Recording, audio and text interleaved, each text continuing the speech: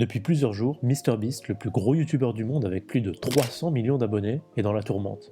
Vous n'avez pas suivi cette affaire qui est en train de secouer internet? Probablement une bonne chose, mais on va quand même en parler un peu parce que c'est plus intéressant qu'il n'y paraît. MrBeast, c'est un youtubeur de divertissement qui fait des vidéos à gros budget avec des événements, des records ou des défis qui tournent assez souvent autour de l'argent.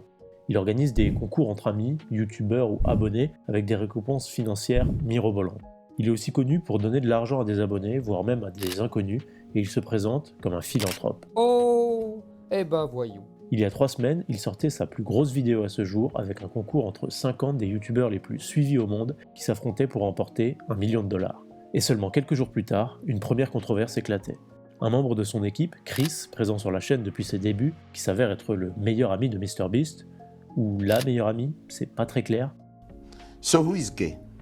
Enfin bref, ce-7 Chris, il s'est fait épingler pour des relations disons ambiguës avec des mineurs. C'est fantastique. Des messages très limites ont fait surface et il a vite décidé de se mettre en retrait pour ne pas impacter l'entreprise MrBeast. Évidemment, internet s'est directement jeté sur ce drama pour le monter en épingle et entraîner MrBeast dans l'affaire. Mais en fait, ce n'était que la partie émergée de l'iceberg. 2 jours après, de nouvelles accusations font surface par le biais de cette vidéo. Et là, c'est pas juste un collaborateur qui est visé, c'est le fonctionnement même de toute la machine MrBeast qui est en cause. Bon, je vais pas m'attarder sur les détails, vous allez regarder la vidéo si ça vous intéresse, mais en gros, ce gars-là, il accuse MrBeast de fausser les résultats de ses vidéos avec du montage. Have you ever faked a video? No. But this train track is CGI, these bus wheels are CGI, this explosion is fake, this shredder is CGI, this car is digitally lifted, this pit is fake, this guy is fake. Ou avec des acteurs qui se font passer pour des randoms. This contestant is an actor and a secret employee at MrBeast. They haven't got through this fake door twice. This line is scripted, this action is scripted. In fact, pretty much all the videos with Mac are scripted. Il l'accuse d'encourager des mineurs à jouer à des jeux d'argent. MrBeast is teaching us gambling? D'organiser des loteries illégales très profitables. And during those 5 hours, I counted 46 illegal lotteries. De pousser des enfants à la consommation de sucre. People who never would have bought chocolate in Walmart are walking to the chocolate aisle specifically to buy Fiesel. You're creating a new market. Exactly. Yeah. I'm bringing new customers to the aisle. En fait, il accuse MrBeast d'être une fraude, tout simplement. Et seulement quelques jours après les accusations de grooming contre Chris, le meilleur pote, cette vidéo, elle passe pas inaperçue. Bon, après avoir regardé cette vidéo, YouTube m'a spammé de contenu sur cette affaire, et moins qu'on puisse dire, c'est que la plateforme s'en donne à cœur joie. Le nombre de créateurs qui font des vidéos à la chaîne sur cette affaire, avec des titres putaclic contre un mec qu'ils adulaient il y a encore quelques semaines, c'est consternant. Enfin bon, l'affaire est résumée, le plus gros youtubeur du monde, adulé par toute une plateforme, se fait accuser et se retrouve du jour au lendemain, désavoué, seul contre tous. Et ça nous amène directement à Dostoïevski. Comment ça, MrBeast, YouTube, Dostoïevski, ça a pas l'air d'aller ensemble tout ça. Eh bien, détrompez-vous.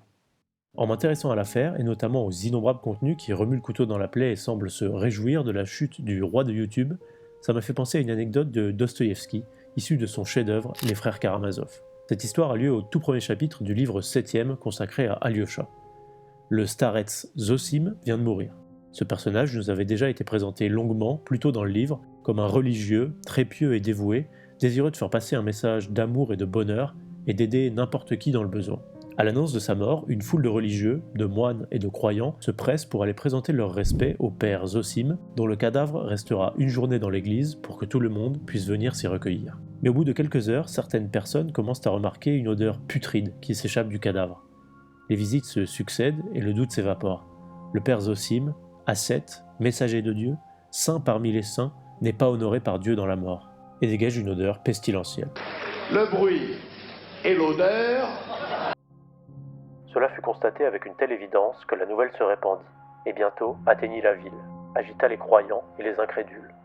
Ceux-ci se réjouirent, quant aux croyants, il s'en trouva parmi eux pour se réjouir encore davantage, car les hommes aiment la déchéance du juste et son déshonneur. Aussitôt, tout le monde afflue pour voir, ou plutôt sentir, par soi-même. Des discussions moqueuses émergent, et même parmi les croyants qui l'aimaient, ou les moines qui le vénéraient, des suspicions sur sa probité et sa sainteté émergent. En effet, la putréfaction est associée au refus de Dieu d'accorder le salut aux morts. En l'espace de quelques heures et d'une banale suspicion, le respect et l'image du père Zosim, qu'il avait progressivement gagné au prix de pieux efforts durant toute sa vie, sont remis en question. Car, bien que le starets gagnât une foule de cœurs par l'amour, il s'était pourtant attiré, par là même, des envieux, puis des ennemis, tant déclarés que cachés, non seulement au monastère, mais parmi les laïcs. Bien qu'il ne causait de tort à personne, on disait « Pourquoi passe-t-il pour saint? Et cette seule question, à force d'être répétée, avait fini par engendrer une haine inextinguible. Les hommes aiment la déchéance du juste. Dostoïevski, enfin connaisseur de l'âme humaine, a encore tapé au centre. Une personne vertueuse et unanimement reconnue comme telle est secrètement haïe par beaucoup de ceux qui l'honorent. Et il suffit d'une petite opportunité, de la moindre faille dans son armure de bonté, pour que tout le monde s'y engouffre et regarde avec satisfaction le déshonneur s'installer. MrBeast se voulait philanthrope, youtubeur prodigue, donateur, caritatif. Les enfants l'adorent, il donne de l'argent à ses abonnés, il plante des arbres et construit des puits en Afrique. Personne ne peut s'en prendre à lui. Mais tout le monde n'attend que ça. Il fallait être irréprochable. Et encore, cela n'aurait peut-être pas suffi. Mais maintenant, tout le monde a senti la putréfaction. Le bruit a gagné la ville, et les charognards sont là. Il était un saint, le voilà un diable. Bienvenue dans la déchéance du juste. Alors vous me direz peut-être que MrBeast n'est pas le père Zosim.